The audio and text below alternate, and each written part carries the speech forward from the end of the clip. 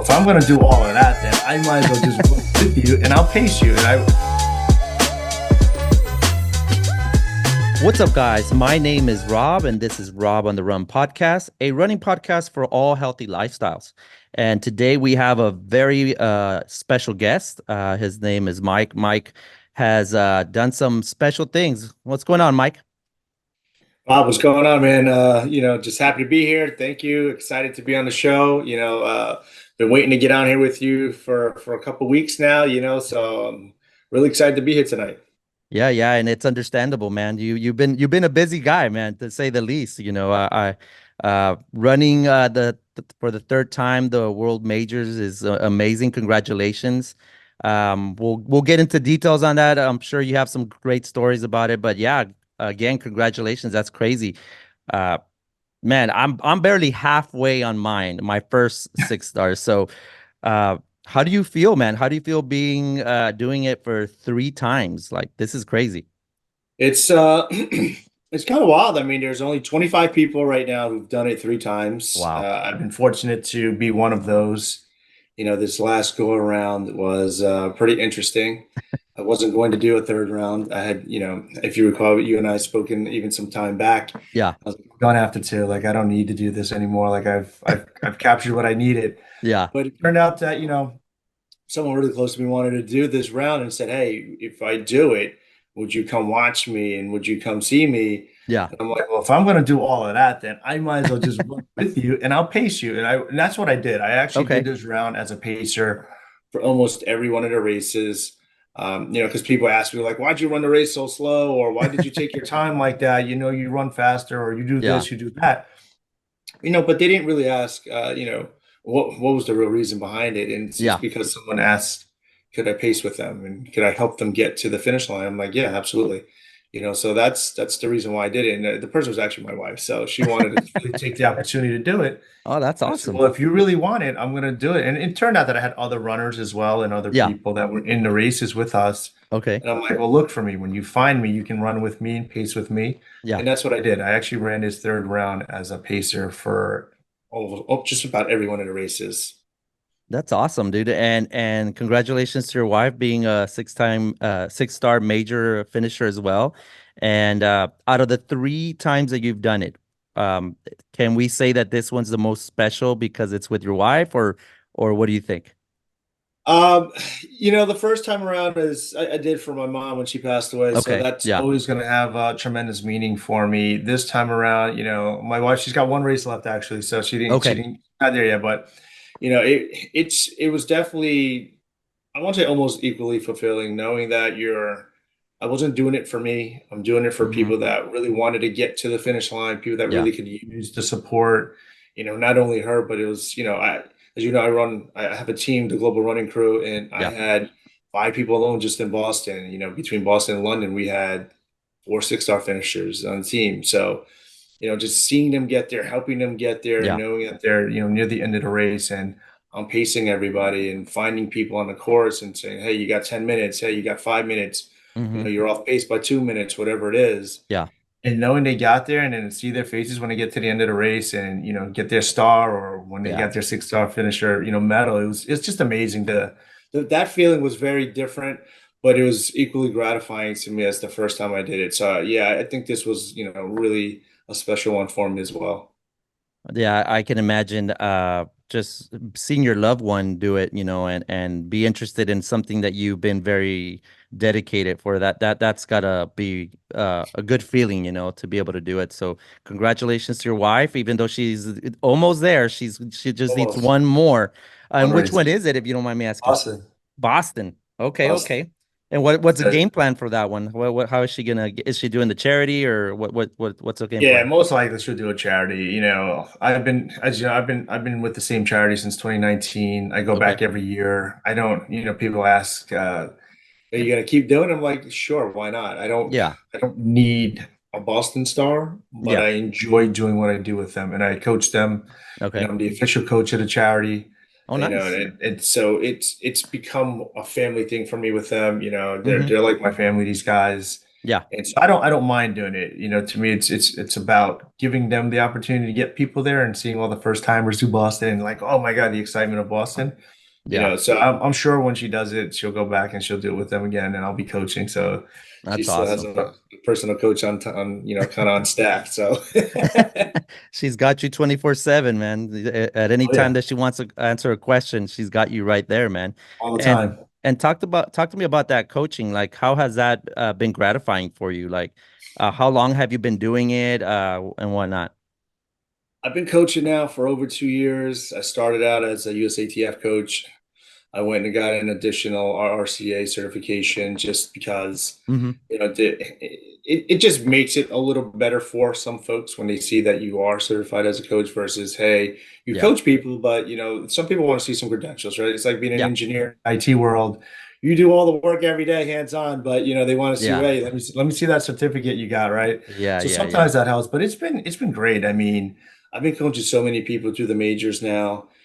People hit me up on the side all the time. Hey, listen, I got this race coming up. Can you work with me? And I do a lot of hands-on coaching with people. I run with them. I videotape them. I like to be, out there on the run. They see me in the race with them. I race with people.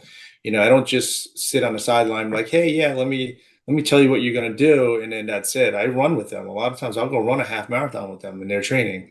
If they got short races, I'll jump in a 10K with them, Yeah. pace with them 10K just to see how they're doing. Yeah. We go over fueling strategy, all kind of stuff. And when you see these people hit their PRs and they come back so happy that they've Yeah. done something like that, or just to get to a race that they want to get into and finish, Yeah.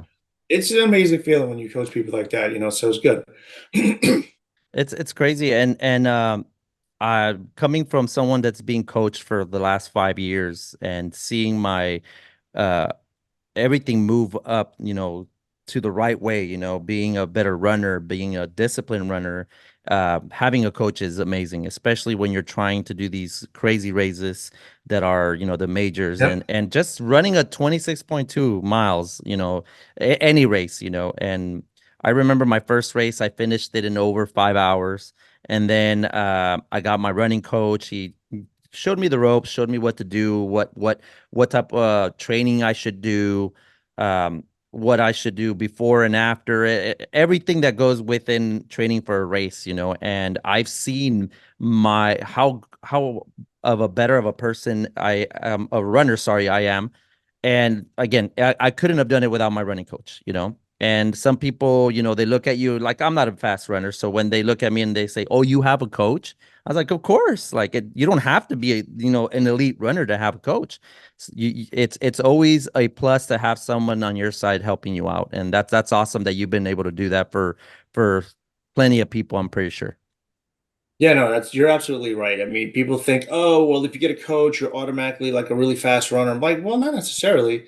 What's Yeah. what's fast to somebody is slow to somebody else, and what's Yeah. slow to somebody is fast to other people, right? You Yeah. could be a 6 hour runner, get a coach, and now be a 5 hour runner.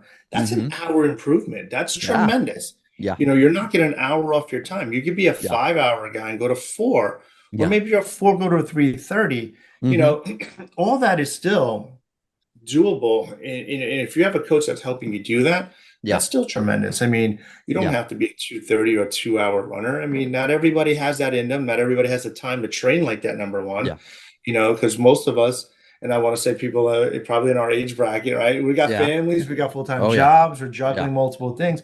Not everybody has time to run 70, 80, 90 miles a week to be able to do those kind of times. Maybe Exactly. you only have time for 30 miles, 40 miles. Yeah. But that's where your coach comes into play, that they Mm-hmm. understand what you're doing, help you Mm-hmm. understand what you're doing in your life, right? And then be able to fit the miles and work a schedule and a training program that fits you, right? To Yeah. help you maximize the time that you do have, right? Yeah. And gets you prepared enough to get you to the goal of finishing, right? You want to start, Mm-hmm. but you always want to finish. Oh yeah. You're always going to get to a start line, but Mm-hmm. you're not always going to finish. But with the right Yeah. plan, like you get there, right? So Yeah. that is very important. And I'm glad you said that, because a lot of people think, well, if I don't have a coach, or if I have a coach, there's always the two opinions of, oh, I don't really need a coach. I can do everything myself. I can just go online. You Yeah. can, but the coach is not going to correct mechanics. Your coach is Hmm. not going to do your fueling strategy. Your Yeah. coach is not going to go over your race strategy. Your Yeah. coach is not going to be there on the course with you running.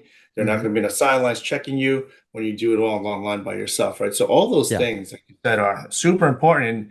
And I'm sure, like, from where you started to where you are today, Yeah. you're probably 10 times more knowledgeable. You totally are comfortable with this person, and you Hmm. probably built an outstanding relationship with your coach now at this Yeah. point that you probably talk about more than just running now. Like you talk Oh about yeah. life stuff. Like, and that's the thing that people don't understand is the mental piece of it also comes with the coach. That guy's gonna Yeah. talk you off the ledge.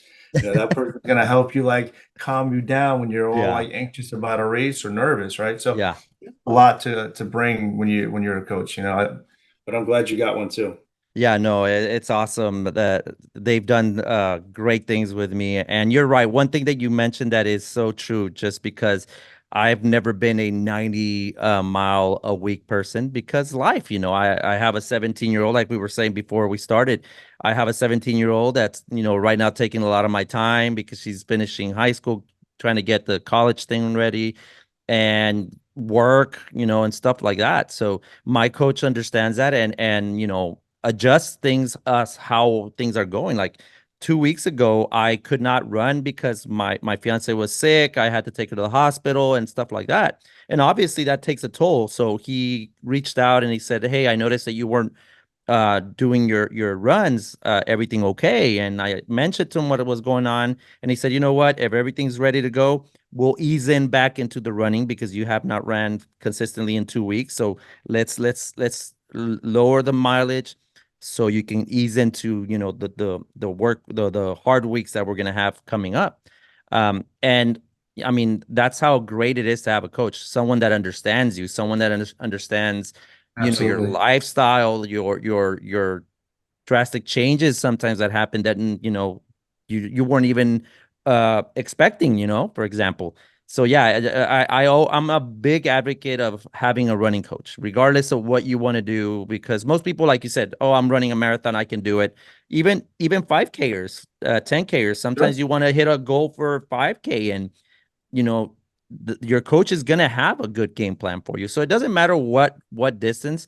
I think a running coach is there to be your ally, your friend, and also the accountability partner that you sometimes need, because I know I need it. I know that if I didn't have a coach, I probably would slack off so bad that I'll go to Berlin and just walk the whole thing basically, Right. and so with me having this running coach, it gives me that accountability, setting the goal that I want and making sure that I get there. So yeah, it's 100% recommended for everybody, no matter how fast, slow you think you are. You can probably get faster, and you never even knew you could do it, which is what happened to me. I never thought I could run a 4:30 marathon. Now I want to run a 4:25, maybe 4:20, so it's awesome to have a running coach, and I'm pretty sure the people that you have underneath you, they love what you do and how you impact their lives for sure. Yeah, I know it's 100%, man. These people are super cool about it, and they really enjoy doing the work and getting in there. So like, I don't mind doing it. When Yeah, people have the mentality and they have the drive, it just makes it that much more fun. yeah. And tell me a little bit more about the Global Running Crew. Is that something fairly new, or how long have you had that one? So I started this run group probably about a year ago now. Okay. We're coming up on a year. Mm-hmm. It's a group of people that I've been running with for quite some time. Okay. A lot of people see us now. They're like, "Oh, you guys are so new. You just started running." And I'm like, "Well, no, I've been running like with my boy Dave. We've been running from the very beginning. Like we ran the first races together. And my boy Yeah. Tommy, we've been running since 2018, 2019. Other people who have been running since 2019. So we've been running for years together. It's not like, oh, all of a sudden I decided to put a team together and these are all brand new people that I don't Yeah. even know or whatever. So I've been running with a lot of these guys for, 4, 5, 6, 7 years, probably like close to six, a couple of them, five Oh wow. years, 4 years, now other people that I knew when just playing sports. So when I put the team together, and I did it really because they were asking me, I wasn't looking Nice. to put a team together. They're like, Yeah. listen, you're already coaching half of us. You already run with Yeah. half of us. You just put the squad together and let's just make a team out of it. Yeah. And we did, and we all had a lot of the same thought process, a lot of the same goals. A lot of us were already kind of doing majors. So I've been helping the people that had like 1 or 2 stars now since we started get the rest of them. And now we have, I think we have 8 or 9 6-star finishers on my team already. Wow. That's Yeah, awesome. That's for a awesome. small team. And people are like, oh yeah, did they already have? Like, no, we didn't all have them. Like I had Yeah. one, my friend Dave did, Yeah. Tommy. But I just helped my boy Tommy on the team. I just helped him get his second one. Oh, wow. So now he's a two-time finisher. And Wow. then so we're on the move. We're just doing things that the group is all here. Everybody's accountable to each other. I have a chat group for everybody. Everybody's always pushing in a group like, hey, who's running this weekend? Who's got a race coming up? Who's coming out to support and cheer? Like I Yeah. really encourage people to come out and cheer when they're not racing. What I find as a coach and a teammate, I've been playing sports my whole life. Yeah. And the thing that you always need when you're at a game or a race is your teammates cheering you on. Like, when you're tired, when you're feeling it, and you got 5, 10, even if it's 2 people, Mm-hmm. let's go, let's go, let's go, let's go. And Yeah. they take that 100-meter run with you near the finish, and you're like, oh, all pumped up. They give you that energy, Yeah. Yeah. So that's a big thing about what we promote on the team is that we're all about being super accountable to each other. We're all going to push each other, and we're a big part of the community. Like I'm a big part of the New York community for running. Yeah. There's over 300 run clubs, and I probably run like 100 of them. And it's just because, right? And Yeah. between the Yeah. other guys on the team, we all run with a lot of friends that we know because it is a small community if you think about it, right? New Oh, York is yeah. New York, and as big as it is, we all come to Central Park to run, so we all meet each other up. And there's Yeah. a lot of collab runs that I'll do with people, so it's been super fun. The team is growing already. We're already well over 25, almost 30 people already on the Oh, wow. squad. And we have people, asking all the time, hey, can we join the team? Can we join the team? But I won't take everybody. I got to know who they are. I got to know that they're committed. Yeah.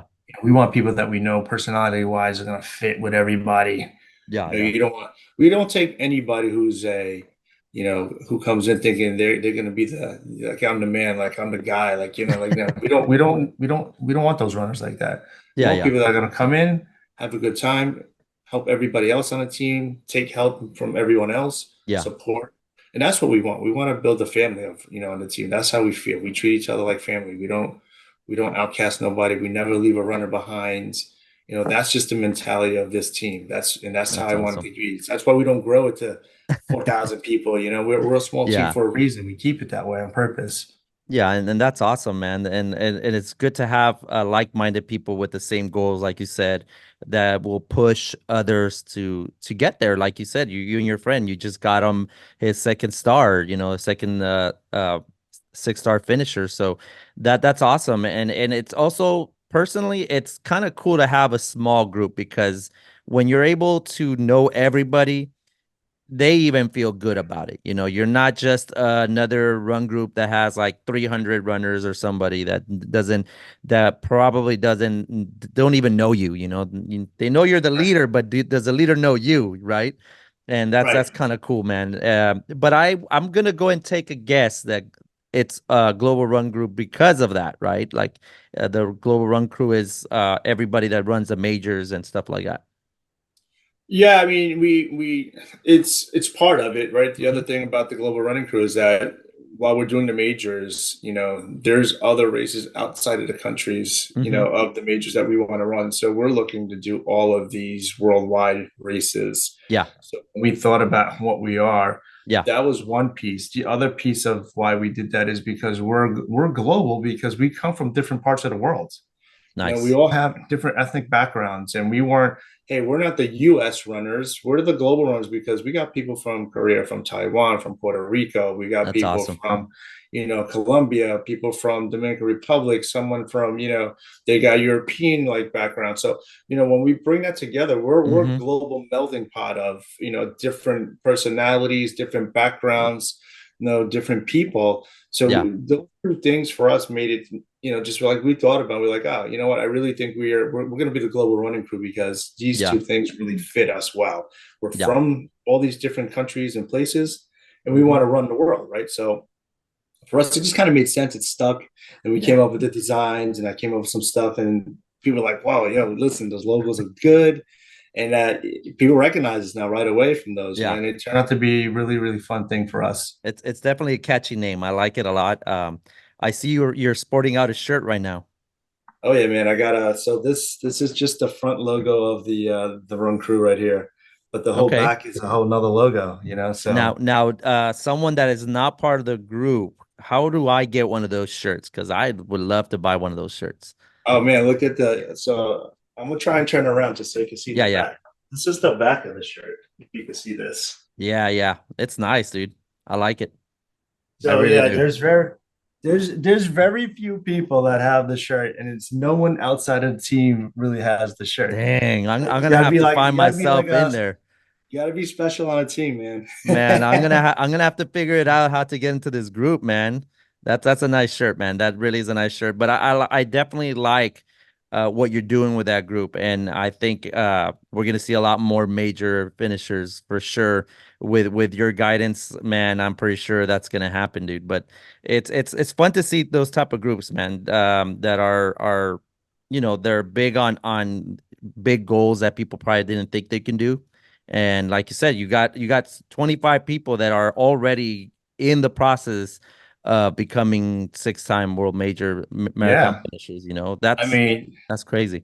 it's wild, man. We got people where it's either a lady or a man, but their spouse never ran before, and then they Oh wow. see it when they come to like the dinner or something that we do. Mm-hmm. We just I just did a little spring celebration of spring races for folks, and when we popped out all these 6-star medals, man, I mean, we were just like, boom, when and we popped out all these medals. The guy's wife's like, I want to run them now. I want a medal.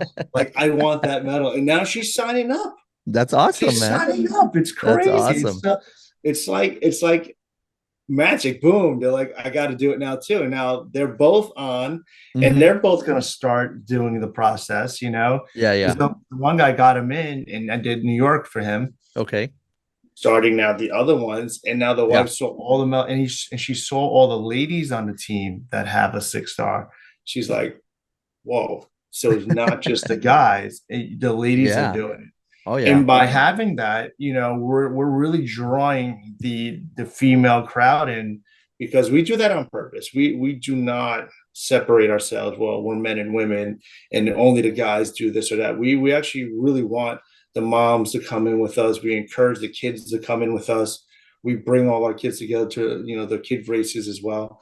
So when they see that, she was like, "Oh wow, I really ought to do that now, because these ladies are doing it and they're badass, and I want to do that. I want to be badass, right?" So that's Yeah. that's what we're doing. That's the Yeah. energy and the vibe that we're bringing to the table for people, and they're really digging it. They're really liking it. That's awesome, dude. That's that, and you're right. It shouldn't just be a male thing. Like, definitely incorporate everybody because everyone can do it. Like you just mentioned, like someone that's never ran and saw that medal and got inspired, dude. That's awesome, and that's what I try to do, even with my Instagram and this podcast. Sure. Just bring somebody new. Bring somebody that thought that couldn't even run. I have a good friend of mine that has his own podcast and we talk about my running, and he's like, dude, I can't even run 7 minutes. How am I supposed to run 26 miles? I was like, well, you start little by little, and Yeah. just to get that one person that thought that they couldn't do it, and now they're setting their goals there's no limit, if once you set your goals. So it's awesome, dude. That's great to hear, and hopefully, we'll get more cool stories like that from people that you inspire, man.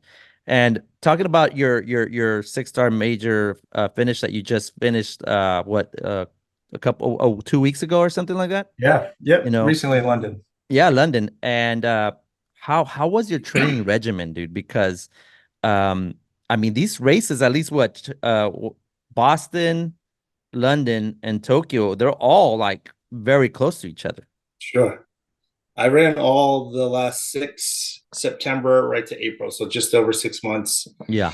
I just went right through them all, and then in between there, so I don't train as much as people would think. I mean, I Yeah. do a training block as much as I can, but I had Hmm. a foot injury, so last Yeah. well, I didn't really run as much as I should have for training wise. It Hmm. was pretty much just races. So in between those races, I have other races. like the Philly half. I'll do like, Yeah. another half in a couple other places. So I have other races in between. So I Yeah. use those for my training. Then I took off for a while until January. It was kind of a really short 6 week window to get prepared for, the next set of races that I had to do. So, you know, being able to do that has been a godsend for me. I've been blessed with Yeah. being able to get some, really good endurance. Yeah. Not that I'm a super fast elite runner, but Yeah. it's enough to get me through. And because I was pacing a lot, I didn't have to really work as hard for some of the races Yeah. as I normally would, right? Because I'm running a little bit slower with some folks to kind of make sure they're getting there. So that was a benefit as well. Mm-hmm. But the training itself was really a lot of going, race to race. And then I just really crammed a lot of weeks in between, Mm-hmm. especially between Tokyo and Boston. Yeah. Every weekend between those, me and a couple other teammates that were going to Boston and to London, I would bring them out with me to do long runs. And we were doing, anywhere from 13 to 18 miles every weekend, doing Oh, all the wow. bridges in New York. So I do a run called the Five Bridges. You Okay. run over the Brooklyn, the Manhattan, Williamsburg. Then you're gonna go over and you're gonna do the Pulaski, then the 59th Street Bridge. So you're running all the major bridges as Oh, if you were wow. doing, all these crazy hills. So think of Wow. the New York City Marathon, but all the bridges, Yeah. outside of just the Verrazano. So, Yeah. that kind of training really compressed and compacted in short Mm-hmm. amount of time, really prepped us well and got us through all those races.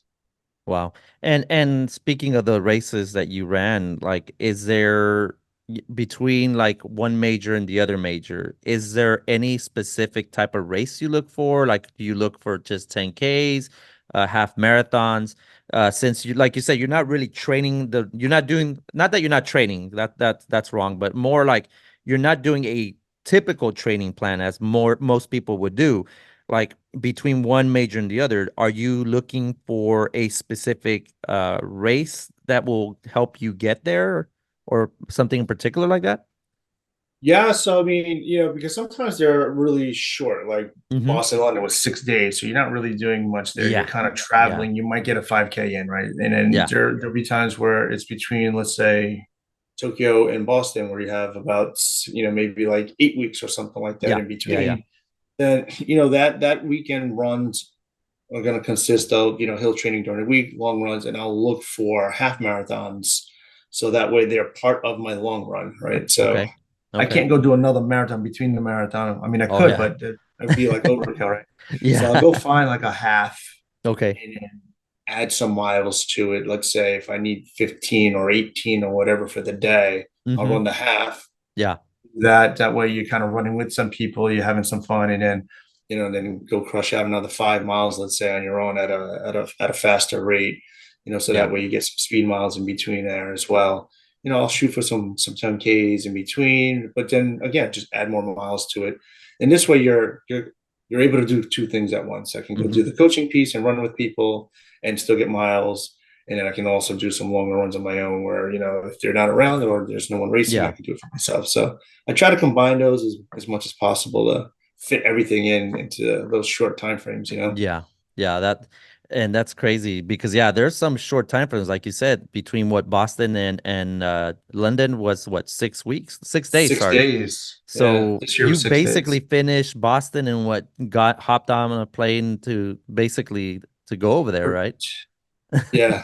I mean, Who? I'm in Jersey, right? So it's like drive home the next day Yeah, on Tuesday, get on a plane Wednesday, and then like hopefully your legs aren't dead from sitting in the car for 5 hours, another 6 hour flight, and the yeah, travel, and you're just like, oh, let me just sit around as much as I can, but you can't, yeah, you're still yeah, walking around, you're still doing expo, you're still doing all that stuff. So there's yeah, really no downtime when you only have 6 days like that. If it's 6 days between like New York and Boston, okay, but when yeah, you're yeah, yeah. flying across the pond, it just wasn't a lot of time in between.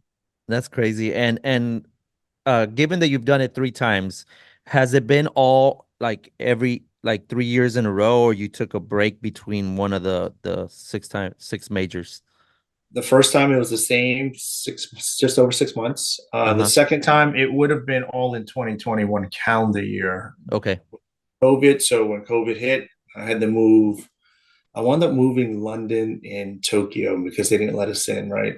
Hmm. So I wound up having to do those a little bit later. And as soon as Tokyo opened up in 23, I Yeah. was able to get Tokyo. So that's where I got my second one when they Yeah. allowed us back into I race. totally forgot that they only let the elites run, right, for Tokyo. Like they still Correct. had the event, but just the elites. Only the elites. So we weren't able to run from 20 all the way until 23. Hmm. Then, that's when I got the second one. And then the third one, I did it again 6 months. Well, just over 6 months, again, September to April. Okay. I Okay. could do it like that. I like to do them as short as possible. Some people like calendar year, like January to December kind of time Yeah. frame where it starts in March and then you end in New York in November. I like to get it as compressed if I can. Is it because you just want to get it over with, or just makes more sense for you that way? It's just because I'm getting older, man. I gotta squeeze it in, man. Who knows when I run? It might be I might run out of sand, and then Oh my that's it. So God. I gotta get it in as soon as I can. Yeah, yeah, yeah. And I was thinking about this before we started this podcast today. I have a suggestion on what you should do next. If you're not doing another six marathons again, have you ever thought of doing the five continent run? There's an actual group that does that, where you run the five continents. I'm not sure if you do it like every month, but there's a group that you sign up for and you run the five continents. And I'm not sure if you get an extra medal or whatnot, but Yeah, I have a friend of mine that's doing it, and I saw it, and I was like, man, that sounds like a cool thing to do after me hitting all the there six is. majors. There is. I have given it a lot though. I got two friends that have done it already. Yeah. So there's about, I want to say, 10 to 20 people Mm-hmm. that are what's called the seven continents finisher and Mm-hmm. the 6R, those two combinations. Oh, wow. Uh, and that's it. There's not many people that have done both those things together in the running Yeah. world. Now, there's Yeah. people that have done both separately, but only 20 that's got the same combination of the two Yeah. together. So I may. I mean, the hardest one is going to be just getting into the Antarctica one. You got to be on a waiting list. But the other Oh, ones, I wow. may just go tackle those and get those and join the seven continent club. And Yeah. then there's races that they'll qualify and say, yes, you can use that. So I Oh, may do okay. that next and take that on as part of the next challenge. I do want to do that. I did not know that there was a wait list for that one. The The wait reason list. why Yeah. I brought that up is because I actually have a good friend of mine. His name is Bill Schroeder. He's from Austin. He has his own running group. It's called No Excuses Except for Lightning.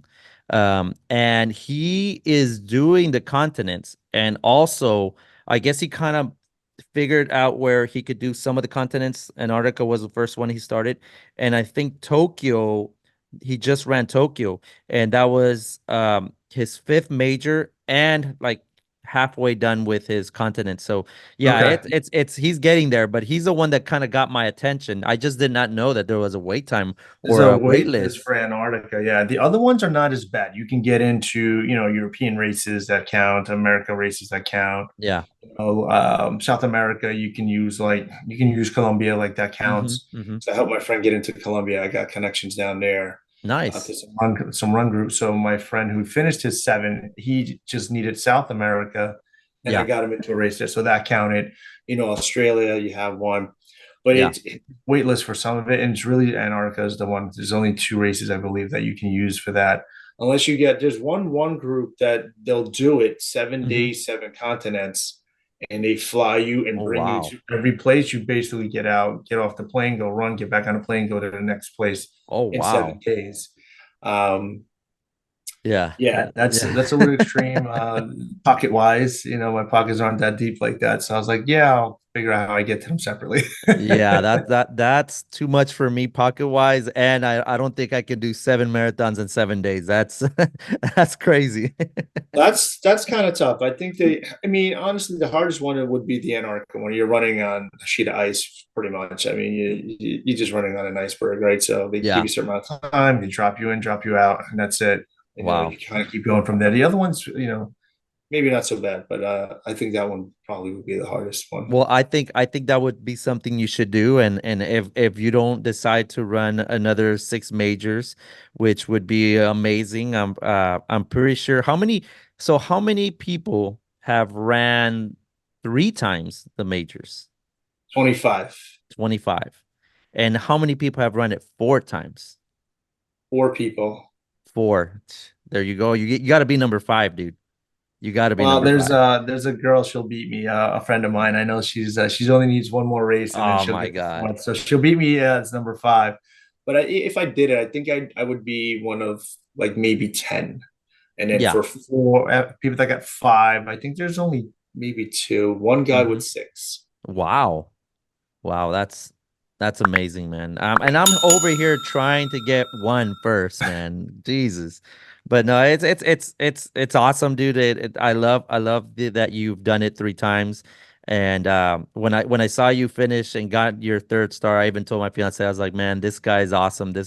You definitely, at least for myself, you've inspired me to do other things that I never thought I could do, and me running marathons was not one of them, but now I got that bug, man. Like I don't even run anything that's not a marathon now, and it's crazy because I just love it that much, dude. Like That's awesome. I can't even think about the last time I ran like a 10K or a 5K. Like it's to me, it's just running marathons makes my heart happy for some reason, dude. Yeah, yeah. It's Where crazy. where do you expect to finish your 6 star? So September I'm gonna do Berlin. Then honestly that's where I'm a little stuck because I would love to do Boston. And I obviously am gonna do it through the charity side. I think Team for Kids does it because that's the charity that I've used for New York. And I think I kind of have um some sort of a preference, I guess, because I've done them with them Okay, before. sure. Um, and then man, Tokyo and London, whichever accepts me first. Well, Tokyo, they just announced the charities. There's 39 charities this year. Okay. Come June, the middle to the latter half of June, you Mm-hmm. can go and apply Okay. to one of those 39 for Okay. the charity portion. Okay. And if I'm giving advice, here on the podcast, Yeah. that is the easiest and the best way to get in. Okay. Getting a lottery pick is very slim. Yeah. To be able to get it from Abbott or one of the virtuals to get it, the percentages are very low. Mm-hmm. Here you can bid and kind of bid your price that you want. You do pay it up front for most of those, if not all of them, and then some of them are only Japanese. But Okay. it's your best bet. I feel like at least in my opinion, the best odds, unless Okay. someone has better odds that I haven't seen. But I Yeah. think that's the best odds to get into that race. And Yeah. then you can run it in 2025. Yeah. London, same thing. There's variable charities, and Mm-hmm. again, if you wanted to do March in London and finish in London, you could Yeah. absolutely do it. I think by 25, because Yeah. you can. Go ahead. Go ahead. Sorry. Yeah, I mean, because the London charities aren't really extraordinarily expensive as people think. Mm-hmm. The combination of maybe that plus the travel could Yeah. be, of some hindrance to people, but the charities themselves aren't that bad. I mean, Yeah. you can be anywhere between 1,200 to 2,000 pounds, which is, like 1,300 to maybe $2,400. So Yeah. not it's not exorbitant like Yeah. when you try to go to Boston, which is average last year was 13,000 that people were trying to bid to get in because there Oh were so wow. many people. But I mean, Wow. a lot of them will start around 75, and then they just keep bidding and bidding, bidding, and and if the window becomes 5 minutes and 29 seconds again, now you have Mm-hmm. all those additional BQers that also did not get a place because the window was so big. Yeah. So now they needed that gap and they didn't make the gap, right? Yeah. So even Yeah. though they got a BQ of, let's say, at 320, but if you Mm-hmm. had to be at 314 and change and now they're only at 316, they didn't make the cutoff, right? So Yeah. now Yeah. Yeah. that guy's also looking just like you are, right? Yeah. So there was a lot of additional people. So the bidding went up really high. And I think the average I think I heard was somewhere around 13,000 last year, which is crazy. Wow. I didn't even But, know they bid it. Honestly, this is the first time I hear this that you bid. So people, so you yeah. bid for how much you want to raise? Is that basically what it is? Essentially, yeah, you find a charity. Let's say you came to me and said, Mike, I want to run for your charity. Mm-hmm. You're going to say, okay, well, here's the minimum requirement. How Mm-hmm. much are you willing to raise? And then you're going to tell them, well, I want to raise 8, 10, 7, whatever it is, Mm-hmm. 13. And people were up, 10 and higher because they already knew so many people were coming. So they were really raising their bids up high. So literally it goes to the highest bidder. Unfortunately, a lot of them go to just take to the highest bidder because that, That's news to me, man. That's you see, the yeah, last time I checked, and things, things change all the time. So the last time I checked through Team for Kids, you had to raise $5,000, and but you had to email them. But it's that's the been two minimum. Yeah, years or that's the something like that. minimum. A So lot of times, people bid above that. okay, so I get it. I get it now because I thought, oh, okay, 5,000, I can raise 2,500 my from on my own, and then my company will give me the half because Corporate of match, right? yeah, I do the corporate match, which is how I've done it for the other races. But man, Sure. that's definitely an eye opener. I did not know that it was a bidding Yes. style. Wow. Yes, That's people. It's not labeled as a bid, but people will put down how much they will raise. And then, hmm again, they're reviewing, right? They're hmm reviewing your application. So they're taking people with the highest number, which Okay.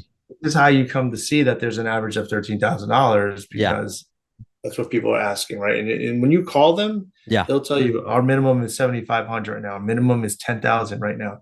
Because Yeah. if that's where everybody is, that's where the new minimum becomes, right? Wow. And that BAA makes sets sense. the Yeah. number at 5,000. The Okay. charities can set the number at whatever they want. Okay.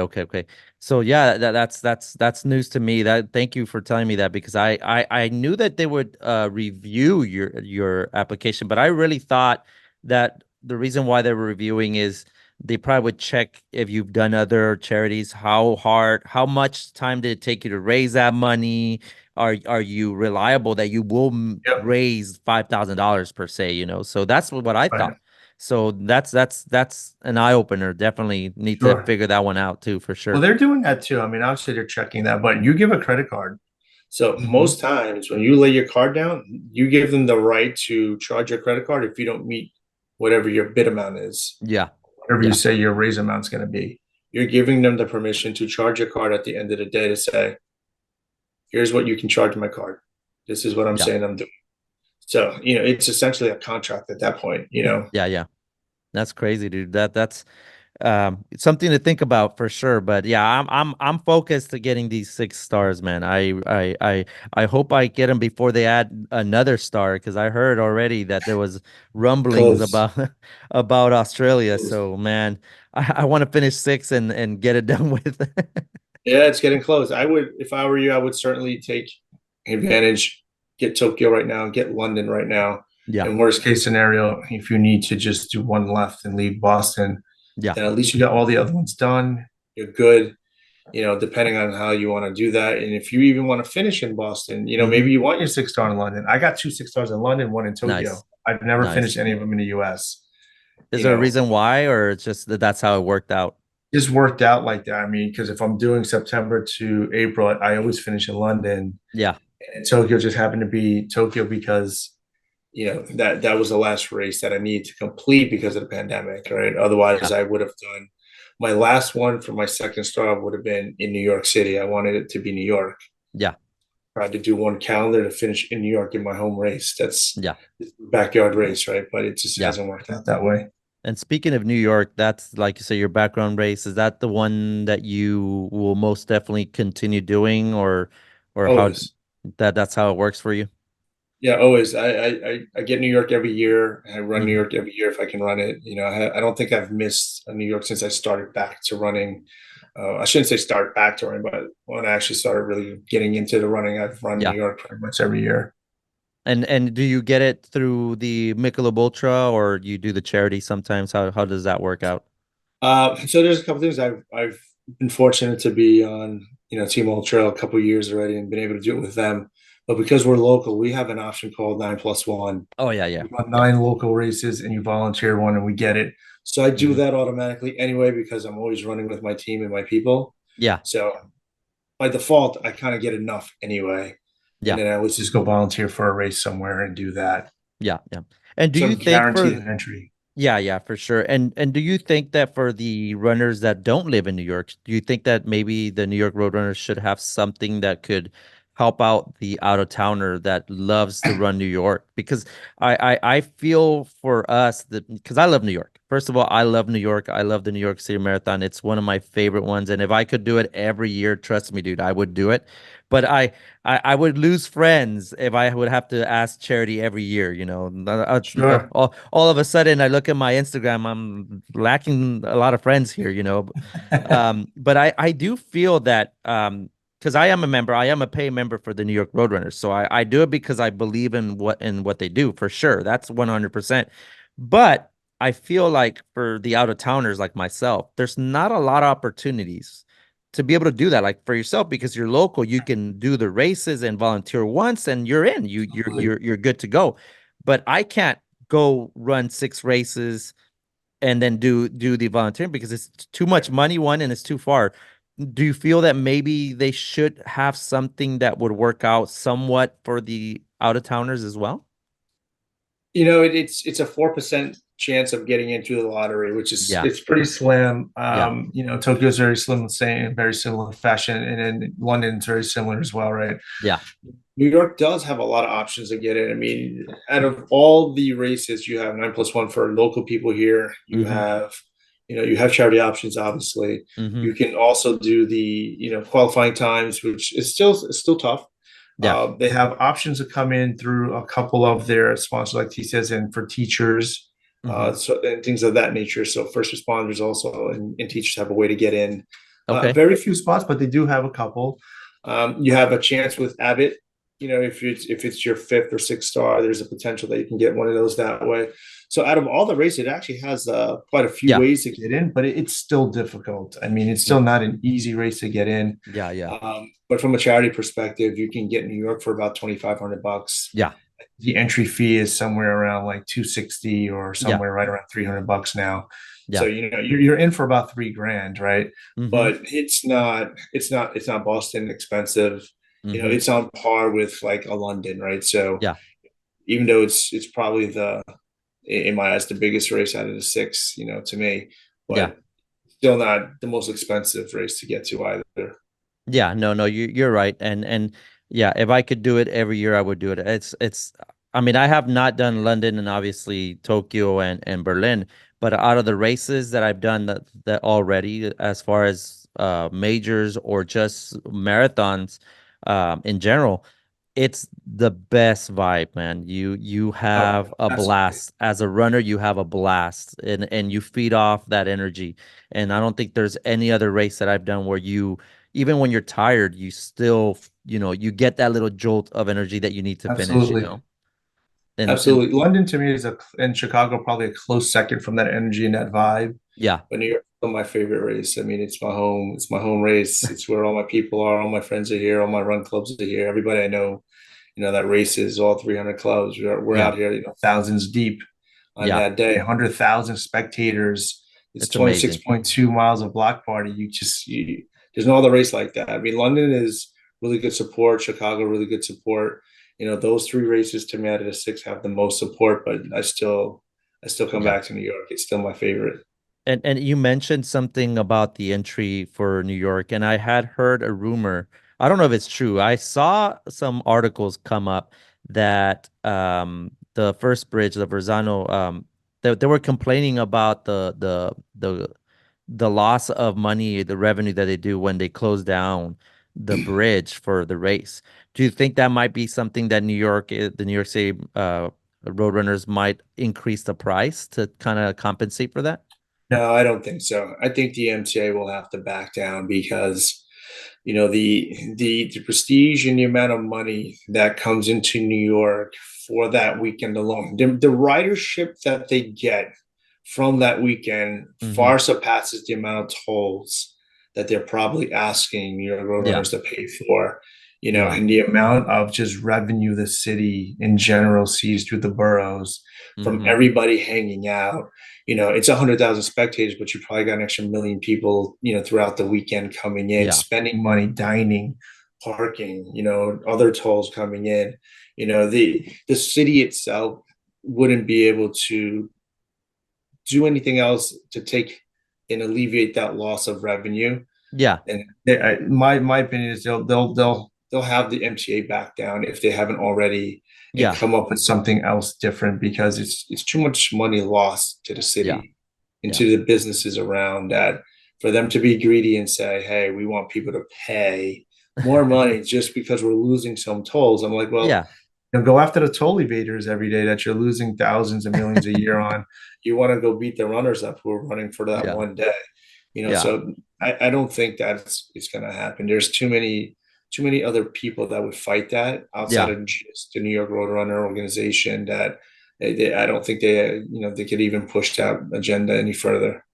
Yeah, and I think you mentioned something very interesting, and I think it kind of cancels out what they lose because, like you said, 100,000 people come and view this, and of course they come with more people, and most of the visitors and the runners, most of them ride the metro system and all these things Correct. that where you get that extra additional revenue. So I think personally, I think it evens out whatever they lose out of that toll there by the bridge. It they make it up in other places like this, our subway system and all these other forms of transportation that they are also in charge of. So, um, 100%. and I 100%. just thought it was interesting because I had seen some rumors that maybe because of that they would only open one side, like leave open the top or the bottom, and that would affect the amount of runners that can go. Because obviously, if you want 50,000 people to run, you're going to need both the bottom and you Absolutely. know. So it's interesting to see that, and since you live there, you probably have a better understanding on how it works. But yeah, I hope nothing changes. If I It's were not to going pay to. something extra, I would pay it. I mean, for the New York City Marathon, I would do it. If I can't eat a couple burgers because of that, it's okay. It's okay. It's not going to. We've already had even the governor step up and say, yeah, we can't do this to the New York City. It's an iconic world race. Yeah, People all over the world recognize New York City Marathon, yeah, and even her, she was like, for the MTA to give us a black eye to the rest of the world because they got to make a couple extra bucks is a shame. She's like, yeah, that won't happen. So I really doubt anything like that would take place. They'll yeah, probably work out some other back end, sort of yeah, I don't know how else to put it. It's like a quid pro quo, right? Like yeah, I give you this bridge for the day. You're going to buy some additional marketing and some ads on your buses or something. They'll work something out. yeah. I can't Something. imagine that they won't come to an agreement where they'll get some additional revenue somehow from New York Roadrunners. Yeah, Pay for, I don't know, ads in the subway, or pay for some ads on a bus, or yeah, yeah, whatever. Give them some commercial time, whatever it is. yeah. There'll be something that gets worked out, I'm because pretty I sure. you can't do that. I'm pretty sure. And yeah, I agree with you. There's going to be a give and take. So they'll 100%. figure it out. But yeah, at this point, Mike, I do want to take some time. We do have as tradition already has gone, we do have our previous guest that made a question. And so at this point, we'll have our guests tell you the question and then you'll have some time to answer it, okay? Cool. Awesome.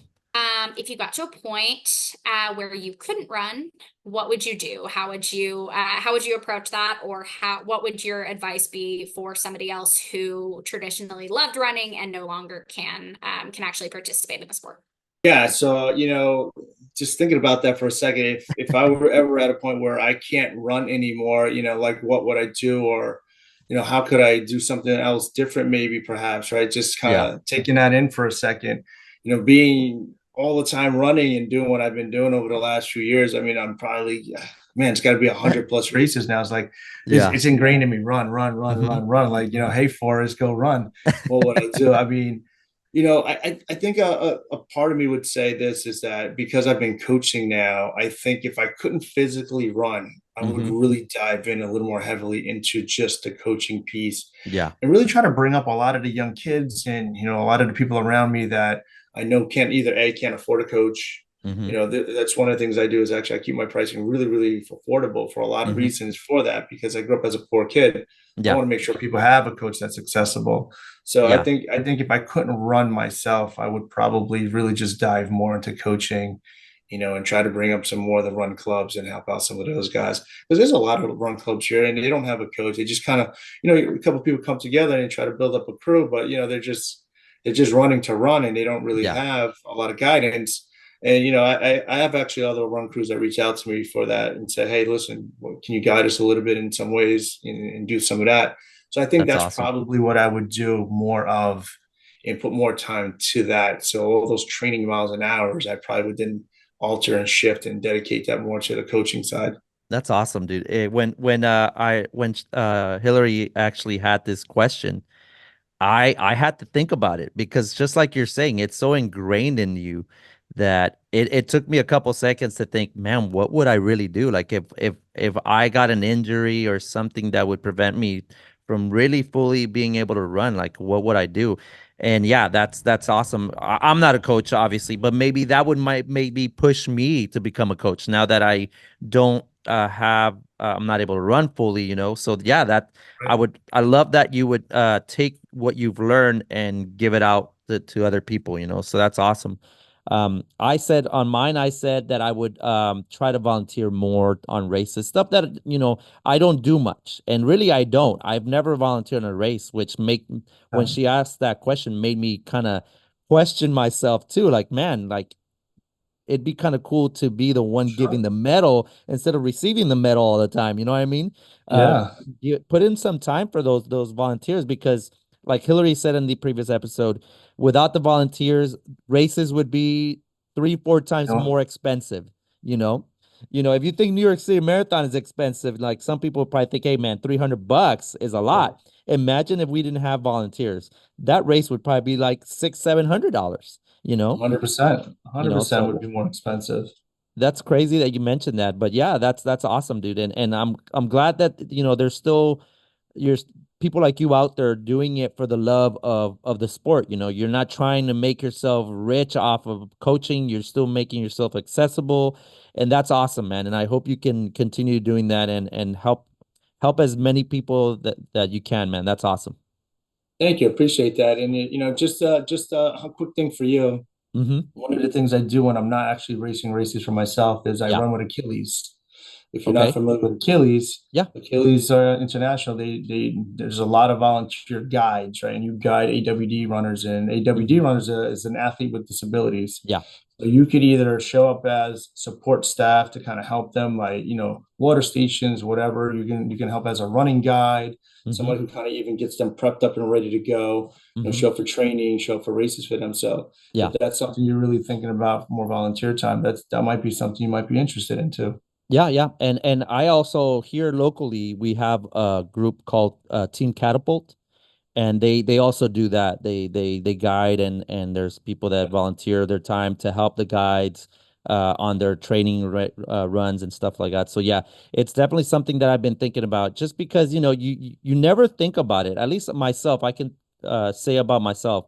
I'm always thanking the volunteers when I'm running my races, but I never have I thought, you know what?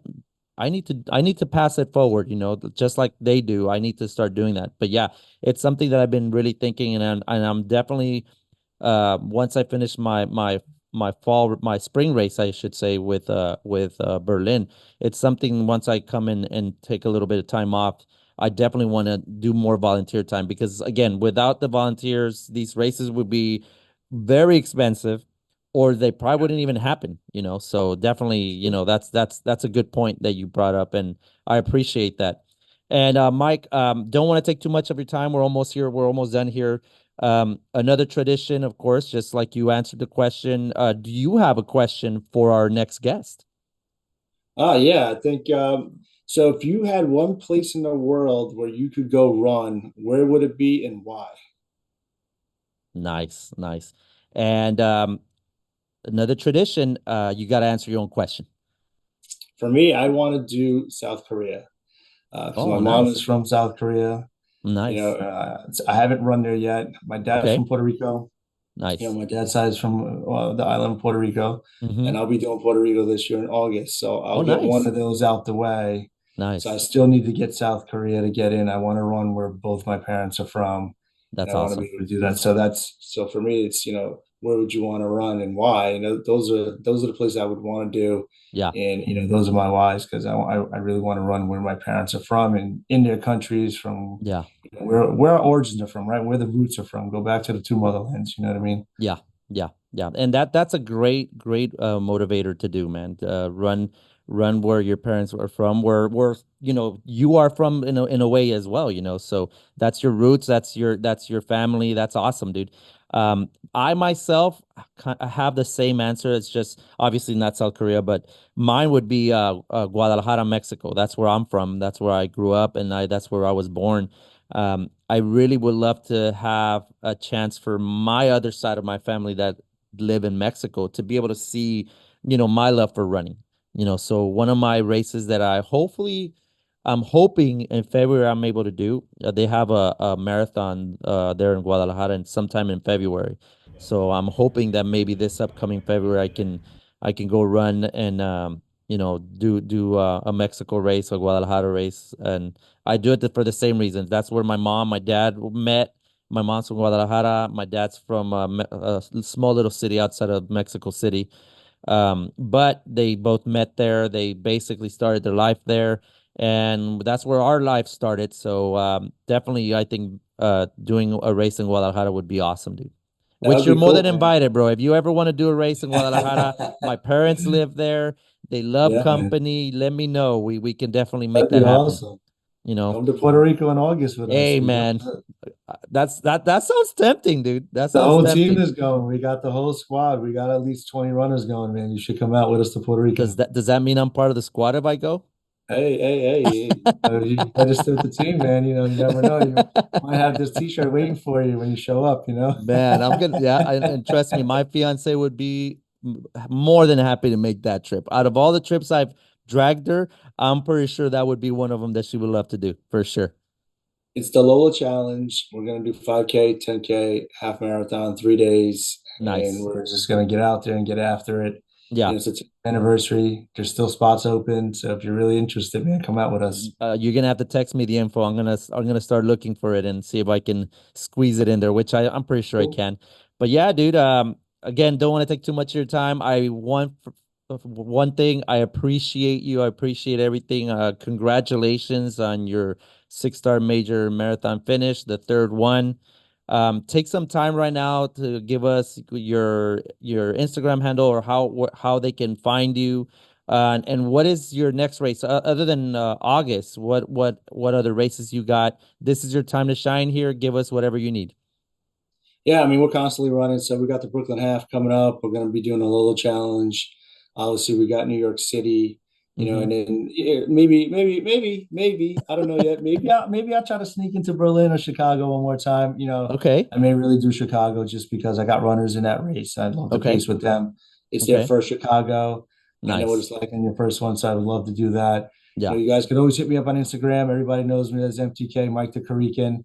Nice. Our team is on there, Global Running Crew. So we Hmm. have two Instagrams on there, so people could always find us on there. And a lot of people find me on Facebook. That's just under my regular name. I'm Okay. in there, like Gal Kid, and I'll respond to Nice. there as well. People find me in a couple different areas. Always happy to talk to people, meet people.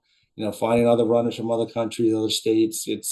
It's the part of the community piece that I really love. This is what I really like about the running piece. I've been doing Yeah. it for that reason for so many years, and it's brought me a lot of good friendships. A lot of people like yourself. Without running, you and I wouldn't be speaking right now. We That's would true. have been friends over the last 1 to 2 years already, whatever it's Yeah. been. Yeah. And without running, this wouldn't have been possible today. So for Yeah, me, for running sure. is it's a great way to network. It's Very. a barrier breaker. Hmm. Nobody cares Yeah. when we're running on a marathon course if you're a doctor, a lawyer, a janitor, a That's true. mechanic, right? At That's mile true. 20, we're all the same thing. We're dead ass tired runners, is what we are, right? So That is nobody very cares, right? true. Nobody That is cares. very true. That is very That's the true. equalizer, man. That's what I love about it. I So love it. yeah, I love it. I love it. You know what? I never thought about it that way. It doesn't matter if you're a doctor or the president of the United States or Ashton Kutcher running the marathon. It doesn't matter. nope. At that point, you hit mile 20, you're probably gonna look just as worse or maybe a little bit better. You never know. But yeah, that's Yeah. awesome, dude. And yes, running has brought us together. I know it's brought us, me and you, and I can't wait to see what you do, man. And if I can convince the fiance, I might be there in August, man. I Hey might man, just be there, man. So hey get man, that shirt ready, man. Get it's my beer. I'm medium husky, okay? Medium husky. All good. Anyway, Mike, I appreciate it again. Thank you very much for your time. This has been episode 4. And again, thank you very much for everything, and we'll see you around, bud. Thank you. Appreciate it, man. See you guys soon. Yeah, man. Take it easy.